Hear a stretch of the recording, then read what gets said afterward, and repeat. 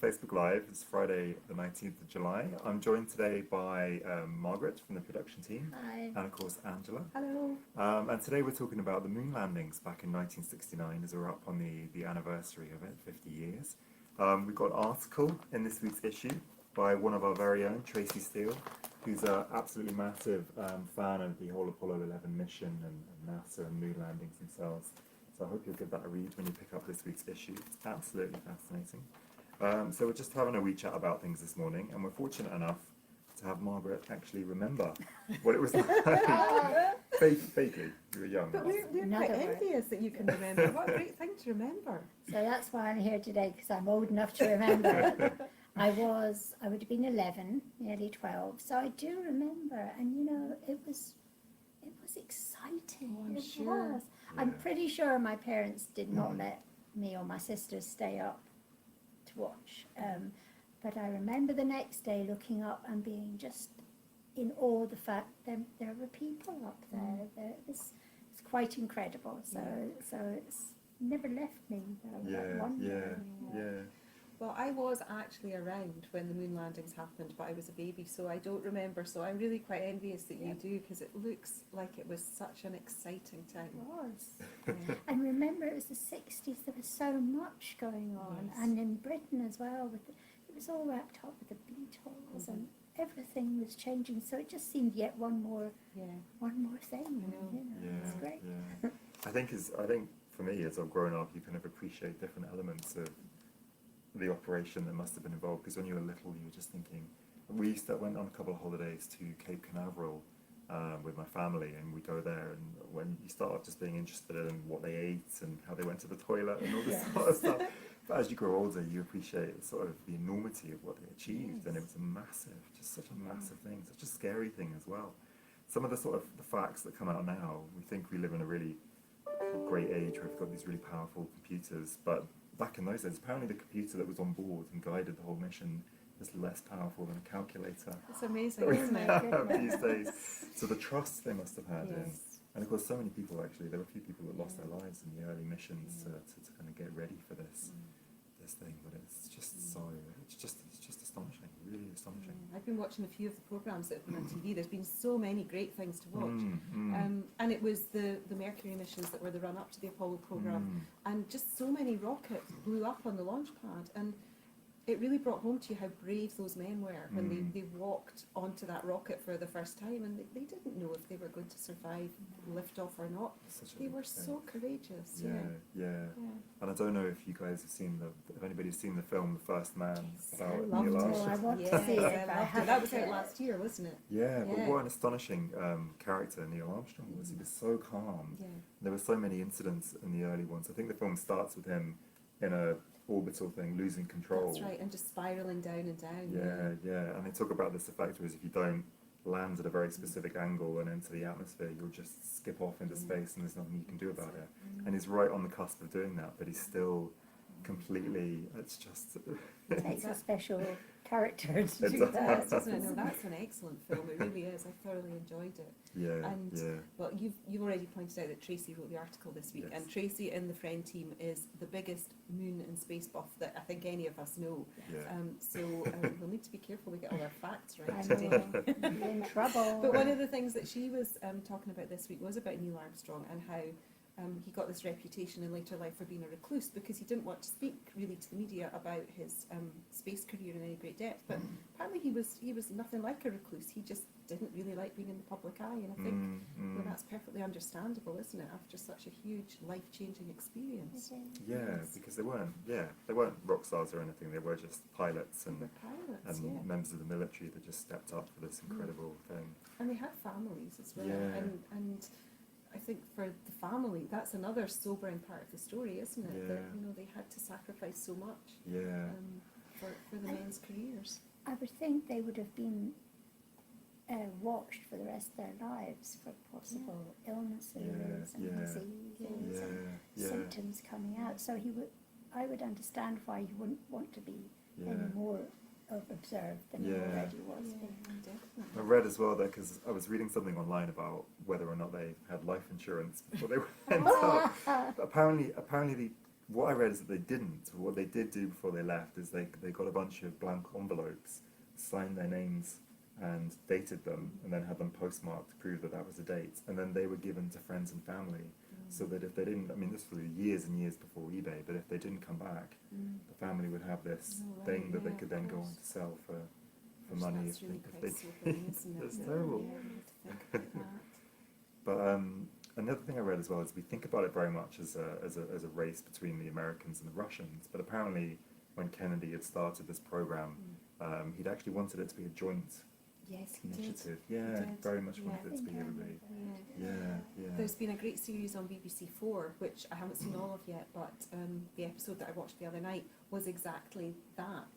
That it was Kennedy, and his vision was that this was a way to bring Russia and America together, and instead of it being a race, they would work together for the greater good of humanity. Unfortunately, he never lived to see that happen. He was also, another element of it that I didn't really appreciate was he was really keen to have an African American in the space program as well, in the interests of racial harmony. Yeah. And that too was shot down in flames because so many of the backers of the space program came from the American South and didn't want to see this 50 Yeah. years ago.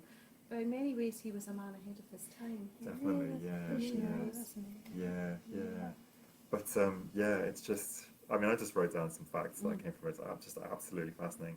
One of the ones Tracy mentions as well is that in the command module, it didn't actually have a handle on the outside. So if they hadn't left it open when they stepped onto the moon, if they accidentally shut it, they would still be on the moon. They would still be on the moon. So that really interested me as well. And the one, of course, where the fact that one of them, Michael Collins, was actually left to orbit the Yes, moon on his own.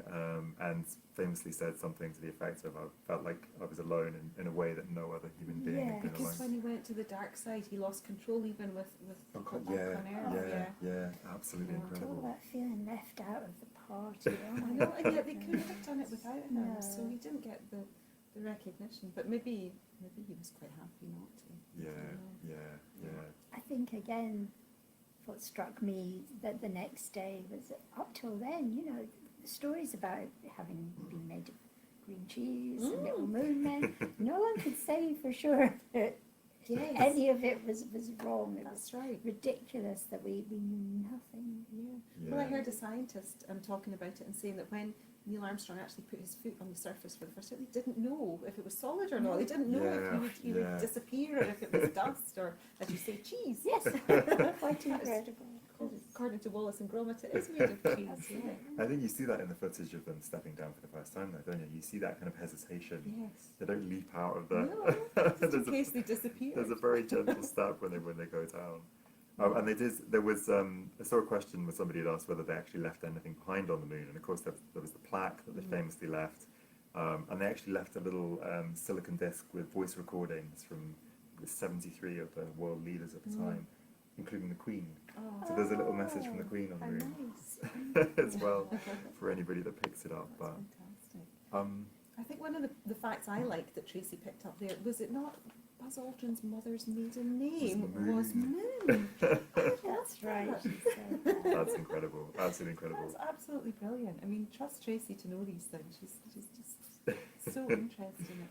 Yeah, and that they landed with about 17 seconds of fuel to spare as well. They missed their original landing site by about 4 miles, so they had to navigate their way through a series of sort of mountains and craters to find somewhere else. And then But there's been Quite so incredible. many films and books and songs inspired by the moon, haven't there? Going way back before the moon landings themselves. 'Cause when I was younger, I loved H.G. Wells, the first Man on the Moon, and I loved the film. Do you remember the film they made of that? And they went to the moon in a spacecraft that had chandeliers Yes. and standard lamps and carpets, and they were in their tweed jackets and their ties. And the furniture was overstuffed chaise lounge and things like it that. was I fun. do And did remember. they not have an aspidistra or something sure in there? they It was absolutely wonderful. But you can see that from the dawn of time, we've all looked up. We've all wondered. and wondered. Yeah. I yeah. get very excited when I see the moon. It Yes. really does. Yeah. But even going back Thrills to me. the ancient Greeks in their mythology, they had a goddess of the moon that drove her chariot across the sky every night, and that was how they explained, like, there's Tracy. Yeah. Tracy, Morning. hope we're getting it right for you. We've also got Chris joining us as well, who was just married when she remembers the moon landings happened. Hi, Chris. And Kimberly, who was watching it as an 11-year-old on her grandma's black and white Oh, TV. that's as well. so Great memory, Kimberly. Yeah, it must have just been fantastic to watch. There was somebody on the radio this morning saying that they got a colour TV specially to watch the moon landings, and then it was shown, it was black and black and white white. footage. So No, I'm afraid we were black and white anyway. Yeah. another nice thing I heard on the radio this morning was a little segment where they played the top three from the top 40 records. You know, they played the top 3 records of the time. And do you know what they were when they actually landed on the moon? Moon River? No. No, they weren't. In number 3, it was Honky Tonk Woman by the Excellent, Rolling Stones. yes. So this was a good week for music. In number 2, it was In the Ghetto by Elvis Presley. Oh, And yes. at number 1, it was Thunderclap Newman and Something, Something in the Air. in the air. And they played the 3 of them, and it was so evocative because instantly you were back in that atmosphere. It must have been on the radio everywhere 50 years ago, and that was the soundtrack to the moon landings. It was lovely. Really enjoyed that. Yeah. We had some good music back Yeah. then. But do you know what? 50 years on, those tunes have stood the test They're of time, solid. haven't they? We were I mean, everything about it is inherently interesting. I think. I mean, the spacesuits themselves probably cost about $79,000 to make at the time, and they were actually made by Playtex, the company that made bras and girdles at the time. Really? And they're just the everything had to be just right. There's all these stories about how you couldn't.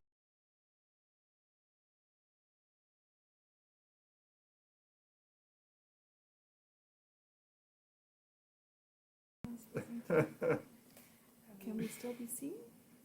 The video has been paused. Fine, just signal. We seem to be having a few technical issues. We can put men on the Facebook That's Live. like-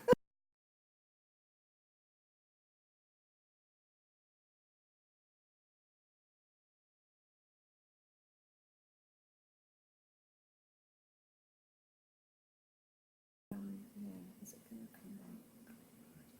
That's really awkward. This is exactly what I did when we were at the Mitchell Library in Glasgow. Did the same So thing. I remember. can you end it and start again? I think if I end it, It'll come